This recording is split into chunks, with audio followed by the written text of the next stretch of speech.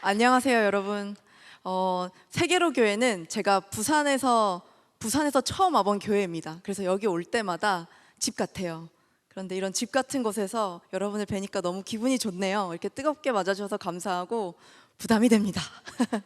제가 오늘 하나님 주신 마음 잘 선포할 수 있도록 여러분 기도해 주시는 마음으로 들어주시면 좋겠고요. 아까 말씀하셨던 빌드업 코리아라는 행사가 다음 주 토요일 날 진행이 됩니다. 오늘은 이 빌드업 코리아가 왜 필요한지에 대해서 여러분들께 좀 알려드리고 같이 저의 마음을 공유하고자 나왔습니다. 네, 잠시 슬라이드를 띄워주실 수가 있을까요? 오늘 제가 여러분들과 함께 나누고 싶은 주제는 대한민국을 향한 우리들의 사명입니다. 여러분 사실 저를 아시는 분들 한번 손 들어볼까요? 손 많이 없을 거라고 생각은 했습니다. 네, 저를 잘 모르시는 분들을 위해서 잠시 소개해 드리겠습니다. 저는 이제 엠킴TV라는 유튜브의 채널을 통해서 조금씩 이제 알려지다가 그 채널을 통해서 제가 무슨 일을 했냐면 미국의 정치 상황을 한국 분들에게 전하는 그런 역할을 했습니다. 그러다 보니까 한국과 또 미국에 계신 한인 분들께서 저의 채널을 이제 찾아주시게 되었어요. 그러면서 이제 뉴스를 전하는 채널이었지만 구독자가 늘어가면서 하나님께 여쭤봤습니다. 제가 하나님께서 주신 이 온라인에 모인 이 영혼들에게 어떤 이야기를 전해야 될까요? 하나님, 이렇게 기도를 했을 때 하나님께서 점차적으로 제가 이런 길을 걷게 하셨습니다. 지금 제가 하고 있는 일은 각 교회나 그리고 단체에 다니면서 하나님의 관점으로 기독교적 세계관으로 어떻게 이 세상의 이슈와 흐름을 바라보아야 하는가를 전하는 역할을 결국엔 하게 되었습니다. 그래서 저는 그런 일을 하고 있는 사람이고요. 오늘 대한민국을 향한 우리들의 사명, 이 주제를 왜 제가 선택하게 되었는지 잠시 알려드리겠습니다. 저는 한국에서 태어났습니다. 그리고 초등학교 말쯤부터 미국에서 자랐습니다. 그래서 미국에 있을 때는 굉장히 대한민국이 사랑스러웠어요. 그리고 대한민국에 오니까 또다시 미국이 가고 싶어졌어요. 이제 그런 왔다 갔다 하는 마음으로 양다리를 걸치면서 살아갔던 저였습니다. 그리고 역사도 미국에서 공부를 했기 때문에 미국의 역사를 국사보다 더 먼저 배웠습니다. 그래서 저는 한국사에 대해서 잘 몰랐습니다. 그런데 제가 최근에 이런 유튜브 활동을 하면서 하나님께서는 정말 선하시고 공평하신 분인 게, 저는 이렇게 가만히 앉아서 박사님들처럼 너무 존경하는데 그런 분들 보면 이렇게 책상에 가만히 앉아서 오랫동안 10시간씩 공부할 수 있는 성향이 아닙니다. 나가서 사람들을 만나고 이렇게 소통하는 걸 좋아합니다. 그래서 물론 이 자리에 오기까지 열심히 공부를 해야 되긴 했지만 그래도 내가 앞으로 해나가야 되는 일에 있어서는 하나님께서 나를 좀 세계로 보내주셨으면 좋겠다. 그래서 세계롭게 왔네요, 오늘. 네, 그래서 이제 그런 식으로 하나님께서 일을 하게 하셨습니다. 근데 그러다 보니까 세계의 흐름을 먼저 보다 보니까 대한민국이 보이기 시작했습니다. 전 세계의 흐름이 지금 돌아가고 있는 상황들을 여러분들께서는 어떤 관점으로 얼만큼 알고 계실지 모르겠습니다. 제가 그래서 오늘 미국의 일들을 조금 소개를 해드리려고 하는데, 제 소개는 넘기도록 하고요. 오늘 이제 메시지로 들어가기 전에 잠시 말씀 한 구절을 읽고 시작하도록 하겠습니다. 다 같이 읽어주실 수 있죠? 좋습니다. 에베소서 6장 12절에서 18절 말씀입니다. 시작하겠습니다. 시작! 싸움은 인간을 적대자로 상대하는 것이 아니라 통치자들과 권세자들과 이 어두운 세계의 지배자들과 하늘에 있는 악한 영들을 상대로 하는 것입니다. 그러므로 하나님이 주시는 무기로 완전히 무장하십시오. 그래야만 여러분이 악한 날에 이 적대자들을 대항할 수 있으며 모든 일을 끝낸 뒤에 설 수 있을 것입니다. 네, 아멘. 오늘은 여기까지의 말씀에 대해서 나눠보도록 하겠습니다. 정체성, 여러분 정체성이 뭔지 아시나요? 정체성? 영어로는 identity라고 합니다. 이거는 퀴즈 하나 낼게요. 여러분들 영어 공부할 겸. 자, 영어권에서 미국에서 그 정체성을 나타낼 수 있는 카드가 있죠. 우리나라로 치면 뭐 주민등록증, 운전면허증, 여권, 이런 것들을 통틀어서 영어로 뭐라고 할까요? 너무 똑똑하신데요. 모를 줄 알았는데 맞습니다. ID 카드라고 합니다. 그럼 이 ID 카드의 ID는 뭐의 약자일까요? 오, 여기 무섭다. 무섭습니다. 네, 아이덴티티에서 온 아이덴티피케이션이라고 하는 명사이죠. 바로 한국말로 번역을 하면 신원, 뭐 신분 이런 걸 뜻합니다.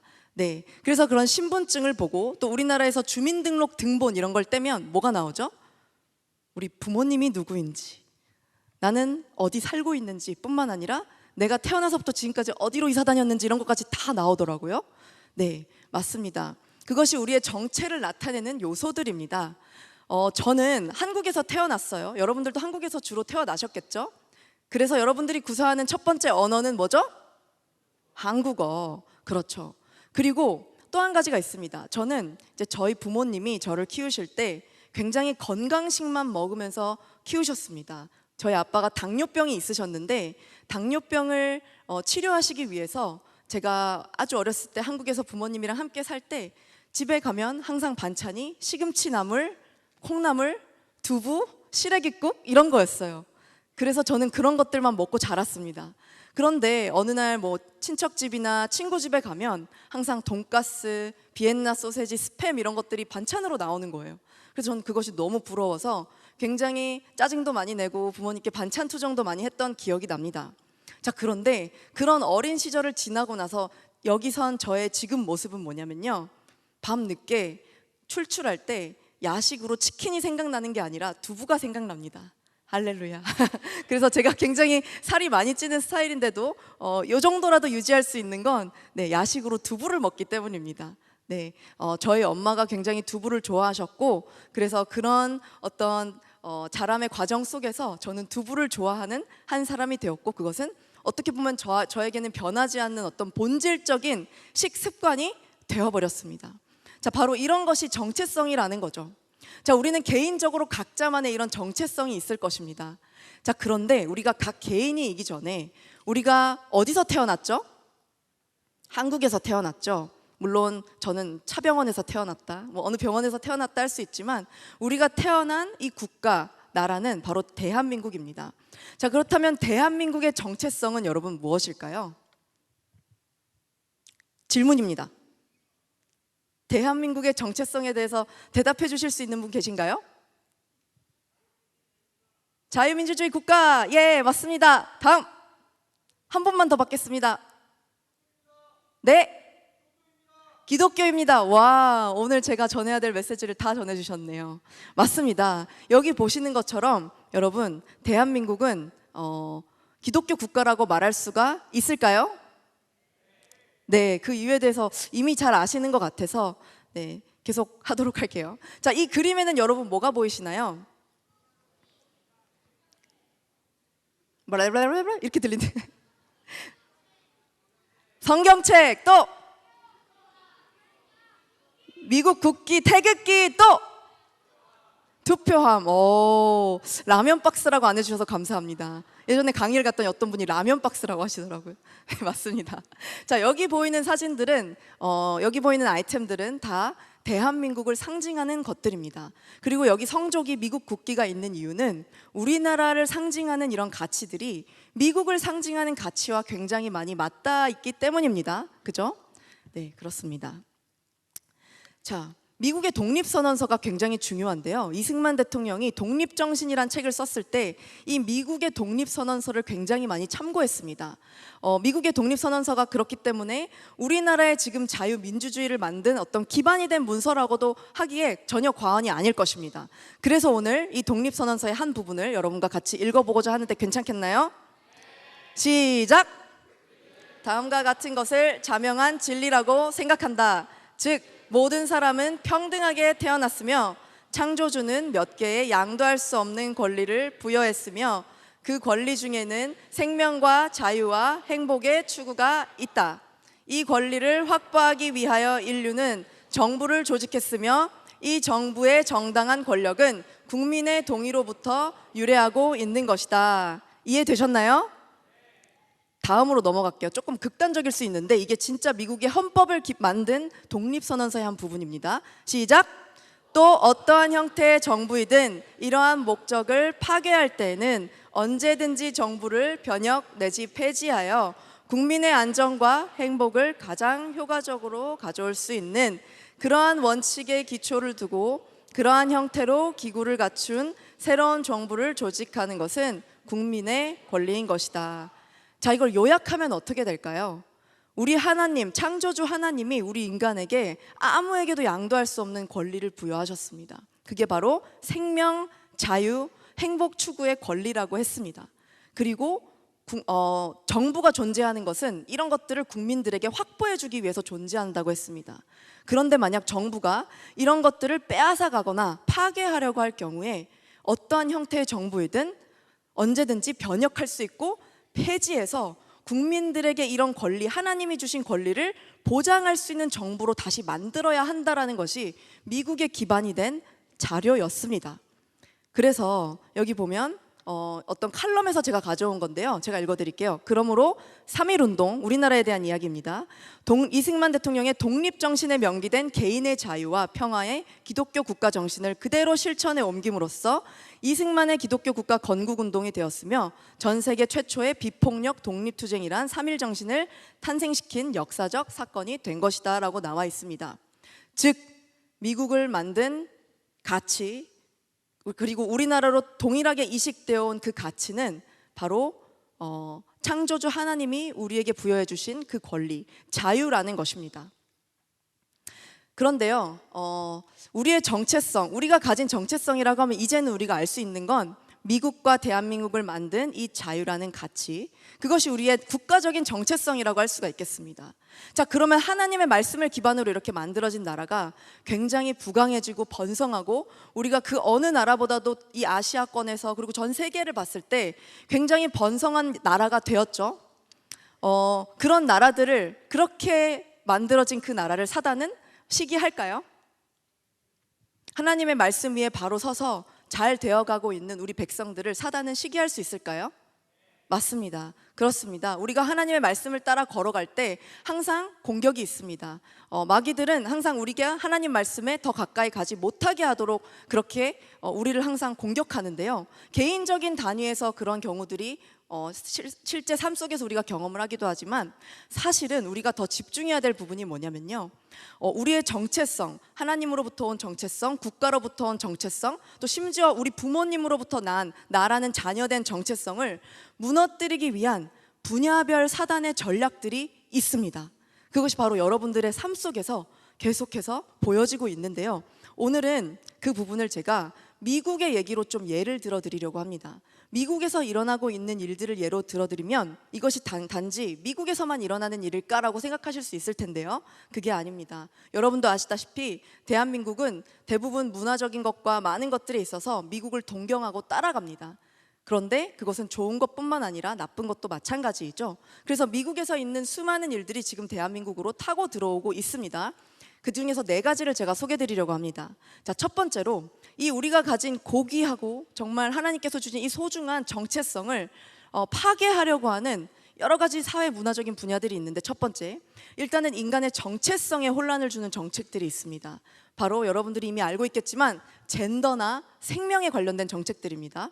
자, 그리고 두 번째로 인간의 존엄성에 혼란을 주는 여러 가지 사회 이슈가, 그리고 그 사회 이슈들을 초래하는 정책들이 있습니다. 바로 그것이 마약에 대한 부분입니다. 우리나라에서는 아직 좀 실감이 나지 않을 수 있는데 지금 서울 대치동에서는 마약이 판을 치고 있습니다. 왜 그렇게 된 걸까요?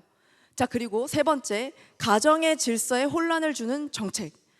이 부분은 여러분들이 굉장히 깜짝 놀라실 거예요. 제가 설명을 해드릴게요. 그 네 번째로, 국가의 질서에 혼란을 주는 정책들이 있습니다.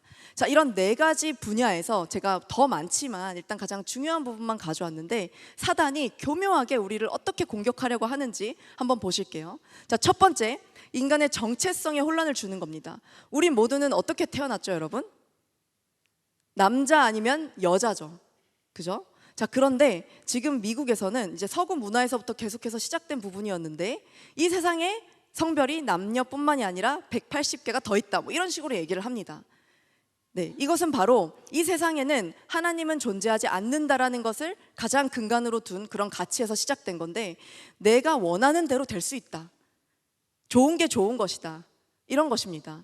그래서 love is good, 사랑은 좋은 거야. 그러니까 남자와 남자가 사랑을 하든 여자와 여자가 사랑을 하든 그게 사랑이면 다 좋은 거야 라고 얘기를 하지만 우리는 그럴 때 하나님의 자녀로서 Love is good이 아니라 God is good이라고 외쳐야 되는 그런 시대가 되었다는 것입니다. 이런 부분에 대해서는 여러분들이 아실지 모르겠는데 지금 미국 사회에서는 예를 들어서 이런 동성애나 그리고 태아의 생명을 존중하지 않는 낙태 행위들에 대해서 굉장히 많이 유도를 하고 있습니다.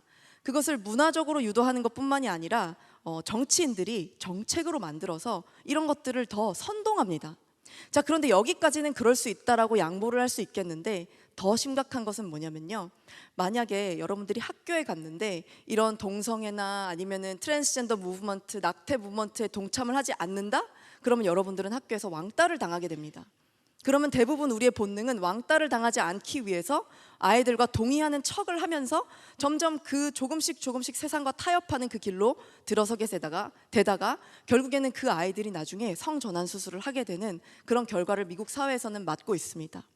네. 그리고 더 심한 것은 이제는 그들을 인정하고 사랑하는 것은 좋습니다. 하지만 사랑하는 것을 넘어서 동참하고 그들의 무브먼트와 함께하고 또 함께 그것을 선동해주지 않을 경우에 법적으로 처벌을 받는 그런 정책들이 미국 내에서 나오고 있습니다. 제가 자세하게 조금 이따가 설명을 드리겠습니다. 그래서 이거는 제가 여기 미성년자분들이 계셔서 사진은 급하게 넘겼습니다. 요즘 미국의 초등학교, 유치원에서 보여지고 있는 교과서였는데요. 교과서에 동성과 동성 간의 사랑을 하는 그런 여러 가지 장면들이 너무나도 당연스럽게 나와 있습니다. 네. 그런 부분들을 통해서 사단은 문화를 통해서, 정치를 통해서, 사회 이슈들을 통해서 우리를 타락의 길로, 죄악의 길로 이끌어 가려고 한다는 것입니다. 자, 다음 두 번째는 인간의 존엄성에 혼란을 주는 정책입니다. 미국에는 요즘에 이런 이슈가 있어요. 국경을 열어놔야 된다. 아니, 닫아놔야 된다. 자, 국경이라는 거는 왜 존재하는 걸까요, 여러분? 우리 영토를 보호하고 지키고, 아까 말씀드렸던 예를 들어서 우리나라와 뭐 중국 사이에, 북한 사이에 국경이 없다면 어떻게 될까요? 국경이 없다면 어떻게 되죠? 언제든지 우리는 어떤 공격의 노출에 놓여질 수가 있습니다. 네, 근데 지금 미국에서는 이제 미국과 멕시코를 잇는 남부 국경이 있어요. 굉장히 길게 미국과 남미 지역을 잇는 국경이 있는데 미국은 거기를 열어놓자라는 정책을 펼치고 있습니다.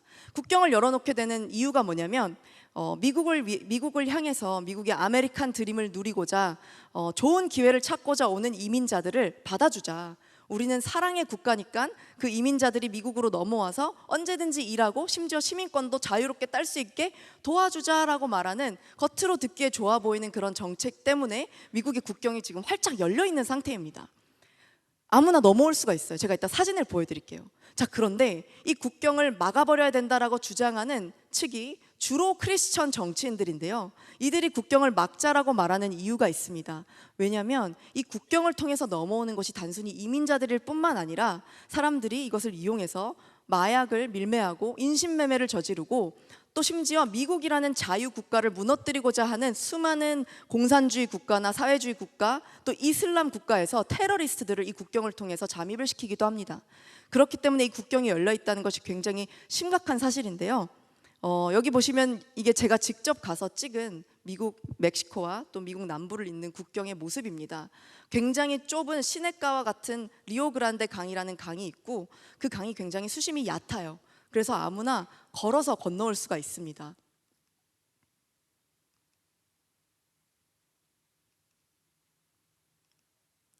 네. 사실 이건 제가 찍은 영상인데 영상이 좀 시끄러워서 좀 이따 플레이를 하도록 하고요. 저기 건너편에 보이는 숲이 바로 멕시코 측입니다. 거기에 가니까 제가 사실은 이 불법 이민자들이 막 미국을 통해서 넘어오고 막 살인 사건이 일어나고 이런 장면들이 있다길래 국경이 열려 있으니까 아무나 취재를 하러 갈 수가 있었거든요. 그래서 취재를 하러 갔습니다. 그랬더니 거기 도착했을 때 경비대가 이런 말을 해주었습니다. 사실 당신이 도착하기 10분 전에 이곳에서 시신이 발견되었다라고 얘기를 하는 거예요. 그래서 그게 무슨 시신이었습니까? 라고 이제 심각하게 여쭤봤더니 이런 스토리를 얘기해 주었습니다. 멕시코 측에서 여러 이제 범죄자들이 마약을 미국으로 반입시키려는 범죄자들이 있습니다. 그들이 남미 쪽에 있는 어린 신생아 아기들을 납치를 해서 그 아기들 몸을 찢어서 몸만 찢는 게 아니라 그 안에 있는 장기도 찢어서 그 안에 마약 펜타닐이라고 하는 아주 치명적인 마약을 파우치를 넣고 다시 아기를 봉합해서 아기는 이제 노약자나 미성년자나 이런 사람들은 이 국경을 넘어올 때 미국 측에서 받아주는 부분들이 있습니다. 걸려도요. 그래서 그런 어린 아기들을 이용해서 마약을 미국으로 반입을 시킨다고 하더라고요. 그러면은 그 아기들이 넘어왔을 때 미국 측에서 이제 미국 측에 있는 또 다른 풀숲에 던져지게 됩니다. 그럼 그 풀숲에 던져지게 된 아이들은 이제 구호를 외치면 누군가가 그 아이를 찾아서 마약을 꺼내가고, 그럼 그 아기는 어떻게 되느냐? 그 자리에 버려지거나 아니면 불태워서 이제 죽임을 당하게 된다라는 이야기를 해주었고, 이것이 너무너무 다반사로 자주 벌어지는 일이라고 말을 해주었습니다. 우리는 굉장히 생명이 중요합니다. 우리에겐 하나님이 주신 아까 전에 권리가 있다라고 했는데, 생명, 자유, 행복 축의 권리였는데, 생명이라는 것, 그런 것들이 정말 아무런 생각 없이 이렇게 마음대로 죽여지고 파괴되는 그런 범죄들이 국경을 통해서 일어난다는 것입니다. 자, 그런데 이게 도대체 우리나라랑 무슨 상관이 있느냐라고 할 수가 있을 텐데요. 이게 여기에 바로 사단의 전략이 들어갑니다. 그 펜타닐이라는 마약을 주로 생산하는 곳이 여러분 어딘지 아세요? 힌트를 드릴게요. 미국이라는 자유 국가를 무너뜨리고 싶은 나라. 어디죠? 안 들려요. 중국? 멕시코. 네, 중국입니다. 중국에서는 이제 이 펜타닐을 정말 대량 생산을 해서 미국의 남북 국경을 통해서 미국 내로 이 마약을 흘려보낸 다음에 미국의 다음 세대들을 천천히 서서히 이 마약 중독을 시킴을 인해서 미국이라는 나라를 더 약하게 만들려고 하는 그런 전략을 가지고 있습니다. 계속해서 이 전 세계를 중국화 시키려고 하는 것이 중국의 전략인데, 그 중에 중국의 가장 첫 타겟이 바로 미국입니다. 겉으로 봤을 땐 중국과 미국 이렇게 볼 수 있겠지만 저는 이것이 영적인 것이라고 생각을 합니다. 계속해서 하나님의 말씀에 서서 그 나라를 지키고 그 자유를 지키고 생명을 소중히 여기려고 하는 미국이라는 나라의 가치를 이 중국이라는 나라가 뿐만 아니라 또 다른 많은 국가들이 그런 형태로 공격을 하지만, 이런 방식으로 미국에 타고 가서 이 다음 세대들을 무너뜨리는 일들을 계속하고 있는 것입니다. 그래서 이거는 못 믿으실까봐 증거를 가져왔는데, 국경을 통해서 매번 넘어오는 펜타닐의 양을 이제 기사로 난 것들을 제가 가져와 봤고요. 그래서 결국에는 미국의 마약에 중독된 사람들이 어떻게 생활을 하고 있느냐, 이 영상에서 여러분들이 보실 수가 있는데 충격적이니까 잠시만 보고 넘어가겠습니다.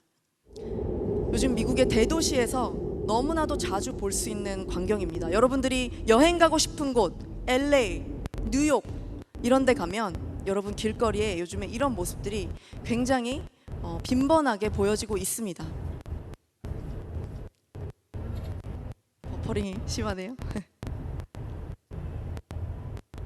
네, 저 사람만 나오면 영상을 넘기도록 할 텐데요.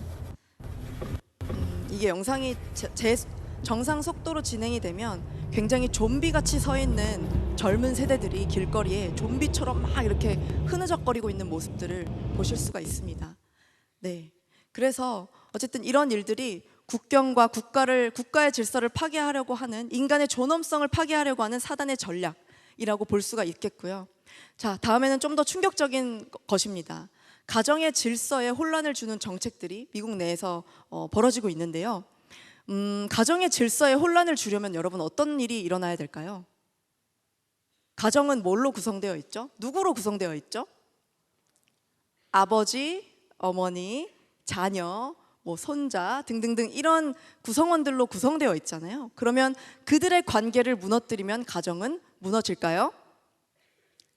네, 무너집니다. 그죠? 미국에선 최근에 이런 일이 있었습니다. 5살에서 8살짜리 아기가 이제 5살에서 8살 상당의 어린 아이들, 아기가 아니죠. 어린 아이들이 성별을 바꾸고 싶어 하는 거예요. 예를 들어서 여자로 태어났는데 난 남자가 되고 싶어. 남자로 태어났는데 난 여자가 되고 싶어. 근데 우리가 어릴 때는 그런 생각 한 번씩은 할 수도 있지 않나요? 저도 어릴 때 여자로 태어났지만 미니카랑 로봇을 가지고 놀았거든요. 그런데 지금은 정말 여성스럽진 않지만 어쨌든 건강한 여성으로 잘 살아가고 있습니다. 그런데 그렇게 혼란 시기에 놓여 있는 아이들이 성전환 수술을 하고 싶다라고 부모님께 얘기를 했을 때, 부모님이 만약에 그것을 반대한다. 혹시 여기서 자녀가 있으신 부모님들 계실까요? 감사합니다. 손 들어주셔서. 만약에 여러분들의 자녀가 저 내일 남자가 되겠습니다. 여잔데 내일 남자가 되겠습니다. 수술시켜 주세요 하면 여러분들은 네, 다 X 표시를 하시는데요. 맞습니다. 그런데 지금 미국 캘리포니아에서는 만약에 그렇게 하시면 법적으로 처벌을 받습니다. 네, 그런 일들이 미국에서 일어나고 있습니다. 안 믿으실까 봐 기사를 가져왔습니다. 이거는 CNN 기사입니다. 캘리포니아에서 자녀들의 젠더를 바꾸고자 하는 것을 부모님들이 인정해주지 않고 동의하지 않았을 때 부모들을 처벌하는 법안을 통과했다라는 기사입니다. 심각하죠? 자, 그래서 이렇게만 보면 정말 미국이라는 사회가 미쳤나? 아니면 설마 말도 안 돼 라고 생각하시는 두 부류로 나뉠 수가 있겠습니다. 하지만 우리가 인정해야 될 사실은 이것은 모두 사실이고 지금 현재 미국 사회에서 전국에서 일어나고 있는 일입니다. 그리고 이런 문화들이 우리나라에도 점점 스며들어오고 있습니다. 그리고 정말 우리나라가 지금 우리나라는 기도 위에 바로 서 있는 여러분과 같은 그리스도인들, 깨어있는 분들이 그나마 많이 계시기 때문에 아시아권에서는 거의 유일하게 이 평등법이라고 이제 영어로는 말을 하는데 차별금지법이 아직은 통과되지 않은 그런 상태에 있고 그 외에 다른 국가들은 전부 다 전멸했습니다. 그래서 대한민국이 아직은 희망이 남아있다고 할 수가 있겠는데요. 미국에서 이렇게 세상이 타락하고 정말 하나님의 가치관들이 점점 짓밟아지고 있는 이 시대에 우리는 어떻게 해야 될까? 점점 어둠으로 가는 듯 했지만 이것을 통해서 깨어난 사람들이 있습니다. 그리고 그 사람들의 움직임들이 점점 미국의 각 지역을 바꾸기 시작했고 그것이 거의 작년부터 다시 시작이 되었는데요. 어떤 일이 있냐면 코로나 때 여러분들도 아시겠지만 예배의 자유가 많이 사라졌었습니다. 미국 땅도 그랬습니다. 그 자유를 외치고 상징하는 미국에서도 이 코로나 때문에 예배당이 닫혀지고 예배를 드리면 처벌을 받는 그런 일들이 굉장히 많았습니다. 그리고 학교에서 자녀들이 뭐 마스크를 쓰지 않는다거나 아니면 어떤 의학적인 사유로 백신을 맞지 않았다거나 그랬을 때 학교에 오지도 못하게 하고 학교에서 그 아이가 왕따를 당하고 그런 현상들이 미국 내에서 굉장히 활발했었죠. 그때 일어났던 사람들이 있었습니다. 정말 소수의 사람들이었는데요. 바로 버지니아주의 한 어떤 시골 카운티의 어머니들이었습니다. 학부모님들이 더 이상은 국가가 나서서 이런 나의 자녀의 자유와 우리가 가진 어떤 우리가 우리의 건강을 지킬 그런 의무들, 권리들을 빼앗아가는 그런 국가에 우리가 대항을 해야 되겠다. 대항이라고 해서 뭔가 무력 대항은 아니지만 어쨌든 우리의 목소리를 내야 되겠다라고 해서 학부모님들이 일어났습니다. 어머니들이 그렇게 일어나서 결국에는 그 지역에 2달 정도 뒤에 주지사를 뽑는 선거가 있었는데 그 지역은 굉장히 하나님의 말씀을 대적하는 정치인들이 많이 당선되었던 주였습니다.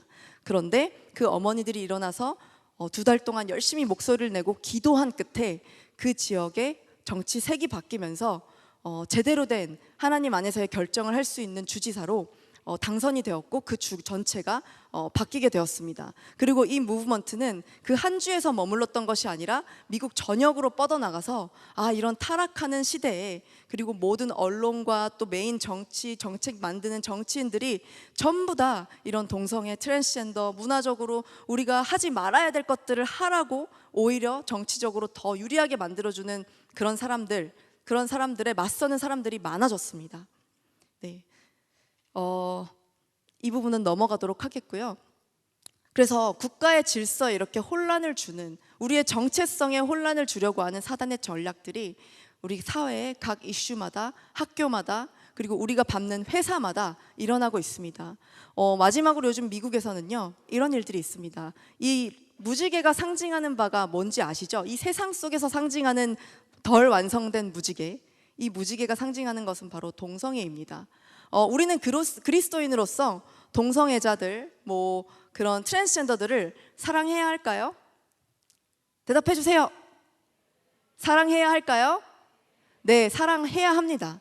네, 사랑해야 합니다. 자, 그런데 여기서 문제는 뭐냐면 그들을 사랑할 뿐만 아니라 여기에 동참하고 함께 선동하라는 것이 이제 정책적이고 문화적인 문제가 되고 있는 것인데 그의 일환으로 여러분들이 리스테닌이라고 혹시 아실지 모르겠어요. 우리나라에서는 가그린을 주로 쓰는데 미국에서는 리스테린을 씁니다. 네, 이 리스테린이라는 회사가 무지개색을 그 리스테린 각을 병에 입혔습니다. 자, 이렇게 되면 문화적으로 어떤 문화가 형성이 되게 될까요? 대부분의 사람들은 이 무지개색의 뜻을 잘 알고 있어요. 그래서 이 무지개색이 우리가 쓰는 어떤 실생활에 쓰는 용품들 그리고 그런 기구들에 입혀졌을 때 당연스럽게 이 무지개가 동성애와 트랜스젠더를 나타낸 이 무지개가 아름다운 것이구나, 좋은 것이구나, 회사가 광고를 할 때 쓸 정도면 이게 정말 유용하고 좋은 것이구나라는 그런 인식을 가지게 되겠죠. 그리고 더 있습니다. 그리고 이거는 뭐 미성년자들은 마실 수 없겠지만 미국에서 가장 유명한 맥주 브랜드입니다. 버드라이트라고 하는 회사가 그들의 광고 모델을 트랜스젠더로 세우면서 정말 버드라이트라고 하면 미국은 스포츠 경기를 굉장히 많이 보거든요. 그리고 스포츠 경기를 보면서 이 맥주를 굉장히 많이 마십니다. 음료수처럼요. 그러면 스포츠 경기가 나갈 때마다 나오는 광고들에 이런 광고가 입혀지는 것입니다. 더 심각한 것은 미국의 기업 생태계가 어떻게 돌아가냐면 기업이 동성애나 트랜스젠더나 낙태나 이런 여러 가지 급진적인 반기독교적인 사상을 기업이 따르지 않았을 경우 그 기업에게 투자를 해주지 않는 정책들이 생겨나게 됩니다. 그게 바로 여러분들이 좋다고만 들으셨을 수도 있는 ESG라고 하는 단어입니다. 여러분들이 뉴스나 앞으로 이제 공부를 할 때 ESG라는 단어를 많이 들으실 텐데 그 ESG는 환경과 사회 이슈를 더 이렇게 활발하게 참여하는 회사를 만들자라는 게 원 의도이지만 결국에는 그 사회 이슈의 분야에서 이 젠더 정책과 반기독교적인 정책을 회사가 따르지 않을 경우 투자를 안 하겠다라는 것입니다. 그래서 전형적으로 대표적으로 테슬라의 대표가 누구죠? 일론 머스크입니다. 일론 머스크는 크리스천은 아니에요. 그런데 지금 이런 세상의 흐름을 아주 잘 읽고 있는 유명한 사람 중에 한 사람입니다. 일론 머스크는 그래서 이런 정책을 따르지 않았어요. 그랬더니 테슬라가 그 ESG 점수에서 낮은 점수를 받고 있습니다. 사실 ESG라는 건 E가 environmental이라는 거거든요. 환경 보호를 많이 하는 기업에게 점수를 주겠다. social, 사회 이슈, 즉 젠더 이슈나 낙태 이슈를 옹호하고 선동하는 기업에게 점수를 주겠다라는 거예요. 자, 그렇다면 일론 머스크는 전기차를 만드는 회사의 대표이기 때문에 환경 이슈에 대해서는 당연히 높은 점수를 받아야 되겠죠. 하지만 정말 아이러니하게 일론 머스크가 이끌고 있는 테슬라는 좋은 점수를 받지 못했습니다. 그리고 그 이유는 일론 머스크가 반기독교적 사상으로 물들고 있는 이 세상의 흐름에 따르지 않았기 때문입니다. 이렇게 처벌을 받고 있는 것이죠. 자, 우리는 지금 이런 시대에 살고 있습니다. 믿겨지시나요, 여러분? 믿어지세요? 안 믿어지신다면 제가 잘못한 거긴 한데요. 그렇습니다. 자, 그래서 여러분들께 두 가지 예를 들어드리려고 합니다. 2020년 대선, 미국 대선, 대통령을 뽑는 선거입니다. 2020년이니까 지금부터 3년 전이에요. 정확히 거의. 이 3년 전에 두 후보가 경쟁을 했습니다. 기억하시나요? 첫 번째 후보 누구죠?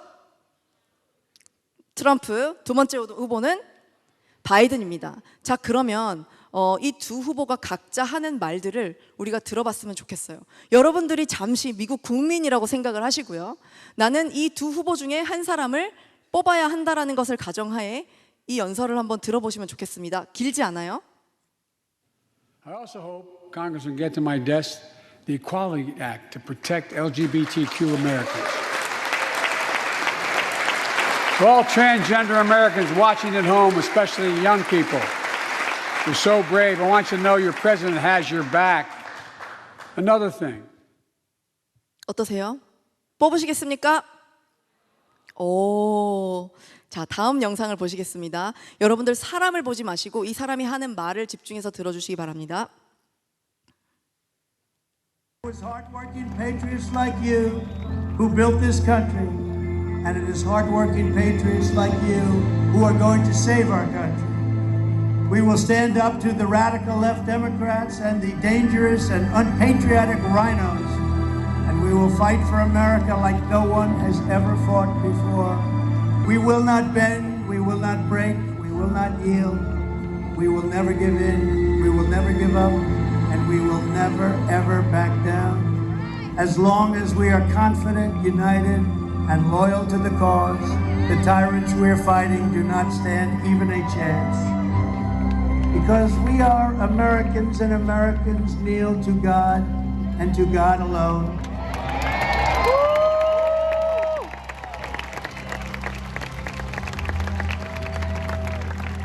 The silent majority is back and stronger than ever before. My fellow citizens, this incredible journey we are on together has only just begun. We are one movement, one people, one family, and one glorious nation under God. So with the help of everyone here today and citizens all across our land, we will make America powerful again. We will make America wealthy again. We will make America strong again. We will make America proud again. We will make America safe again. And we will make America great again. Thank you, Texas. Thank you very much. 네, 지금 뒤에 나왔던 후보를 여러분들은 뽑으시겠습니까? 말만 듣고. 네, 그렇습니다. 우리들을 향한 대한민국 국민으로서 우리의 사명이 무엇일까요? 우리가 어떤 정치인을 보고 그 정치인을 욕하기는 굉장히 쉽습니다. 네. 그런데 저는 이런 생각을 하게 됐어요. 정치인이 되기도 정말 쉽지는 않겠다. 왜냐하면 그 안에서의 정말 우리가 알 수 없는 수많은 일들이 있더라고요. 그래도 반대로 생각하게 된 건 우리는 국민으로서의 역할을 잘 하고 있는가입니다. 한국은 굉장히 동방예의지국이라고 해서 여러분들이 예의 바르고 외국 사람들이 한국인들을 보면 굉장히 좋아해요. 예의가 발라서입니다.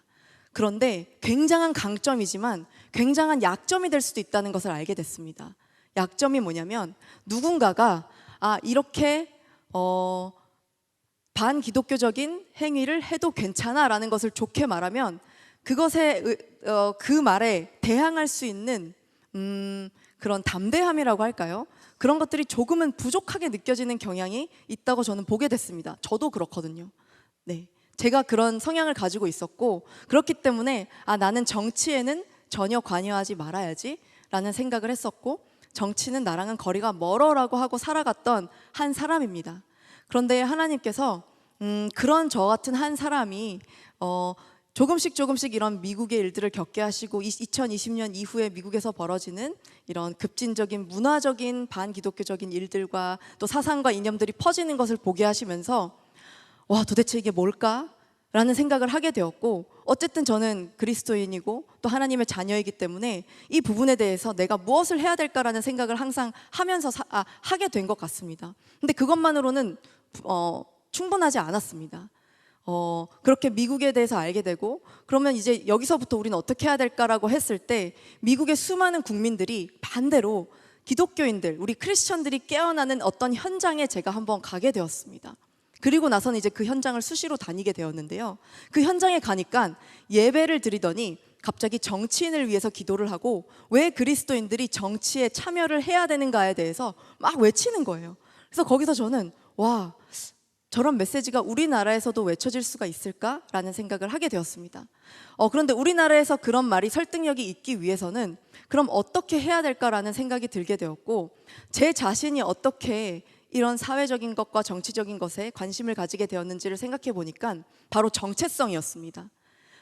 제가 미국에서 자라면서 미국이라는 나라가 자유를 기반으로 만들어진 정말 천국과도 같은 곳이라는 것에 대해서 그것을 경험하며 자랐고 또 알고 보니까 대한민국도 동일한 가치 위에 세워진 나라였구나라는 것을 알고 굉장히 감동을 했습니다.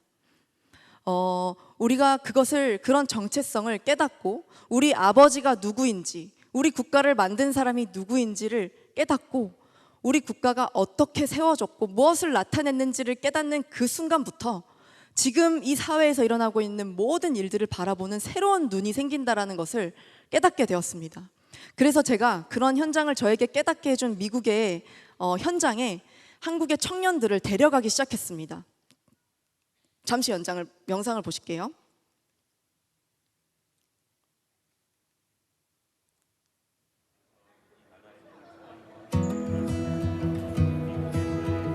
아마 내년에 여기 계신 여러분들도 같이 가게 될 곳이 아닐까 싶습니다.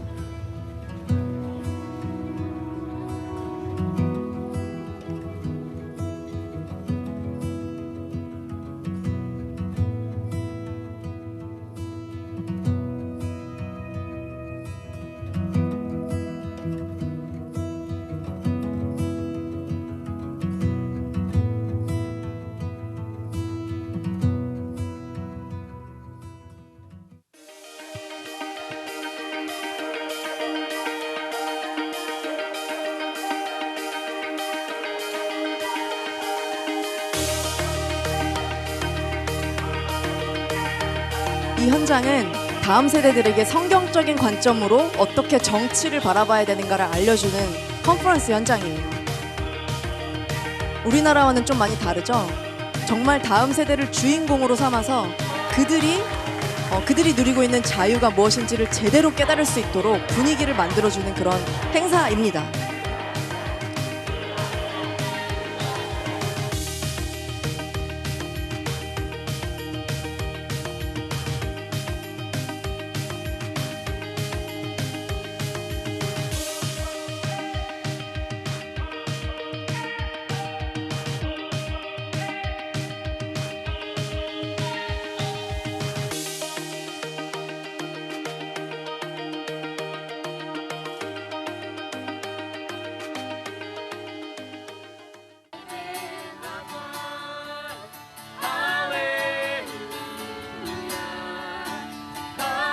여기는 미국의 남북 전쟁이 있었던 전쟁터를 유적지로 만들어 놓은 곳인데 여기서 저희가 북한을 향해서 북한을 위해서 기도를 하기도 했었습니다. 상징적으로요.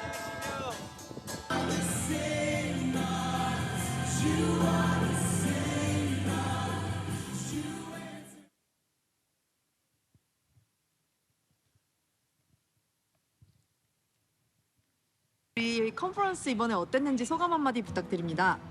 네. 일단은 이런 미국 컨퍼런스에 참여할 수 있다는 기회를 주신 것부터가 너무 하나님과 이제 앵킴님 모두에게 너무 감사했고, 또 이게 이제 컨퍼런스 참여하면서 사실 되게 저는 정치의 소명을 받아서 정치를 공부하고 싶어하는 학생으로서 너무 많은 것들을 배울 수 있었고, 특히나 그곳에서 진짜 신앙에 기반이 된 자유가 무엇인지 다시 한번 생각하게 되었고, 또 그런 부분들이 한국에서도 더욱더 이러한 운동이 일어났으면 좋겠다라는 인사이트를 받게 되었습니다. 베네수엘라에서 자신의 고국인 그 베네수엘라의 사회주의에 대해서 이렇게 스피치한 젊은 이제 강사님이 계셨는데, 그분의 강연을 들으면서 되게 눈물이 났던 게 저는 또 되게 북한을 생각하게 됐던 것 같아요. 그래서 자신의 그 고국의 사회주의에 대해서 이렇게 이야기하면서 이 자유와 이 신앙이 얼마나 중요한지 이야기하신 그분의 강연을 들으면서 이제 또 북한의 주체 사상 그런 부분을 좀 더 스피치하고 이야기할 수 있었으면, 그런 기회가 또 저희에게 주어졌으면 좋겠다라는 그런 인사이트를 받게 된 것 같습니다. 네, 제가 이번 네, 그래서 이런 청년들이 조금씩 저와 함께 미국에 있는 컨퍼런스에 소수로 참여를 하면서 도전을 받는 것을 보게 되었습니다. 저 5분만 더 해도 될까요? 목사님? 감사합니다. 5분만 더 해도 될까요, 여러분? 이제 영상이 남았거든요. 네, 그래서 아까 이 청소년이에요. 고등학생인데 이 고등학생이 말했던 게 이런 게 한국에도 있었으면 좋겠다라는 얘기를 했었죠. 그 얘기를 듣기 사실 전에 결정이 난 거긴 하지만, 그래서 저런 미국에서 다음 세대가 주인공이 되어서 정말 이 세상의 흐름을 바로 알 수 있는 무언가가 없을까, 한국에 그런 것들을 열 수는 없을까라는 그런 고심 끝에 올해 다음 주 토요일에 코엑스에서 그 행사를 진행하게 된 것입니다. 빌드업 코리아라는 행사인데요. 딱 하나 짧은 간증하고 행사 홍보 영상을 보여드리고 마무리를 하도록 하겠습니다. 이 행사를 하기까지는 많은 예산이 듭니다. 처음에 이제 다음 세대가 주인공이 되는 행사는 어떤 모습이어야 될까를 고민을 했을 때 딱 미국의 저런 컨퍼런스와 집회 현장들을 하나님께서 생각나게 해주셨어요. 근데 미국에서 다음 세대가 주인공이 되도록 하는 행사의 현장들은 다 LED가 쫙 깔려 있고 막 쿵쾅거리면서 온갖 시각적인 효과들과 이런 것들을 이용해서 아이들이 우선은 정말 마음으로 그런 웅장함을 느끼게 하는 그런 전략들을 사용하더라고요. 그런데 우리나라의 어떤 정치 행사 이런 데를 가보면 어떤 정치인을 이렇게 띄워드리는 그런 행사는 많지만 다음 세대가 이 나라를 어떻게 바라봐야 하는가에 대한 행사는 찾아볼 수가 없더라고요. 그래서 그거를 좀 전략적으로 한국 분들을 초대해서 얘기를 해도 좋겠지만 그게 아니라 우리가 미국에서 이미 이런 운동과 또 크리스천 무브먼트에 앞장서 계신 분들을 좀 초대해서 우리 다음 세대들에게 그 동일한 분위기를 전달해주면 어떨까라는 생각을 하게 됐고, 그렇게 하려면 굉장히 많은 돈이 들게 됩니다. 그래서 하나님께서 올해 송구영신 예배 때 이 행사를 한국에서 진행하라는 그런 감동을 주셨었는데, 그리고 나서 한 10번 더 확증을 구했습니다. 너무 이게 개인적으로 할 수 있는 규모가 아니라서요. 그런데 하나님께서 계속 확증을 한 100번은 주셨는데, 그 중에 첫 번째 확증을 오늘 동영상으로 제가 가지고 왔습니다. 아까 말씀드렸던 미국의 최대 크리스천 청년 무브먼트의 대표 목사님이신데, 미국 내에서는 굉장히 유명하신 분이라 굉장히 만나기가 힘든 분입니다. 그런데 하나님께서 기적적으로 long story short, 이분을 만나게 하셨고, 이분을 만나러 갔던 그 자리에서 찍었던 영상을 또 보여드리겠습니다. 플레이가 안 되나 보네요. 만약에 안 되면 제 그 유튜브 채널에 올라와 있으니까 나중에 보셔도 됩니다. 제가 다음 홍보 영상으로 넘어갈게요. 네, 그래서 이 영상이 뭐냐면, 그분을 만나러 갔을 때 그분이 이제 대외적으로 거기가 몇천 명이 모인, 미국 국민들이 모인 자리였어요. 거기서 이제 제가 이분께 제발 부탁인데, 저희가 이런 한국에서도 이런 무브먼트를 일으키고 싶다, 하나님을 사랑하는 다음 세대들을 일으키고 싶다라고 했더니, 이분이 하나님의 음성을 들으시는 분인데 초자연적으로 들으셨는지 저를 만난 지 2번째 만에 내가 가서 도와줄게 라고 바로 약속을 하셨습니다. 그리고 나서 사람들이 있는 이제 어떤 집회 현장에서 대놓고 대외적으로 방송이 나가는 중에 나 올해 11월에 서울에 가게 되었어 라고 그렇게 확증을 해주시는 그런 장면이었는데요. 나중에 영상으로 보시면 좀 감동적일 거예요. 자, 그러면 빌드업 코리아가 어떤 행사인지에 대해서 홍보 영상을 잠시 보여드리겠습니다.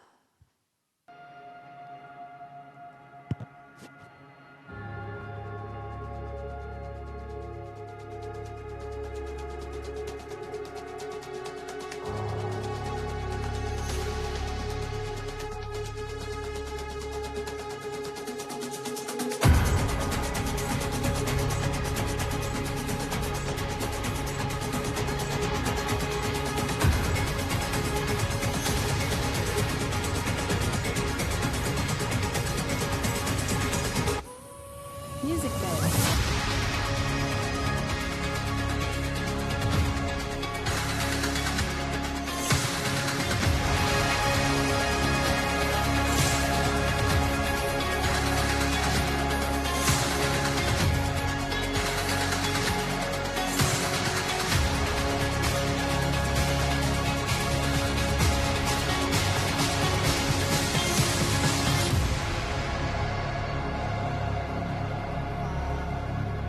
감사합니다. 이 컨퍼런스가 토요일 날 코엑스에서 있습니다. 서울까지 좀 멀죠. 저도 오늘 차 타고 내려왔는데 그렇게 멀진 않더라고요.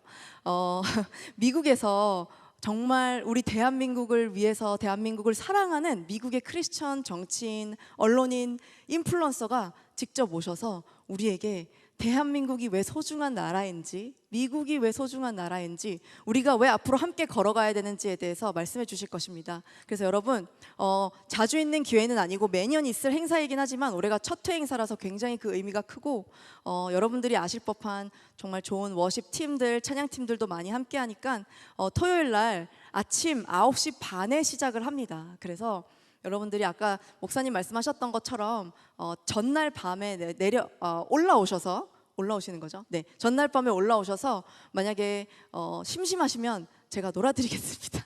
네, 올라오셔서 같이 이 컨퍼런스에 참여해 주시고 오시면 여기가 코엑스가 점심을 저희가 무료로 드립니다. 컨퍼런스 현장에서 떠나지 말고 계속 계시라고 저희가 점심까지 다 드리고요. 네, 아주 좋은, 아주 맛있는 점심이니까 또 와서 함께 식사도 하시고, 또 정말 대한민국의 미래를 만들어갈 여러분들이 이 하루를 통해서 그 삶이 바뀔 수 있을 만한 행사임에 믿어 의심치 않습니다. 주님께서 그렇게 만들어 주실 것이고 주님이 하신 일이시기 때문에 주님이 그렇게 맞춰 주실 거라 믿고, 여러분 오늘 너무 감사드리고 또 이 자리에 설 수 있게 해주신 손현보 목사님께도 너무 감사드립니다. 감사합니다.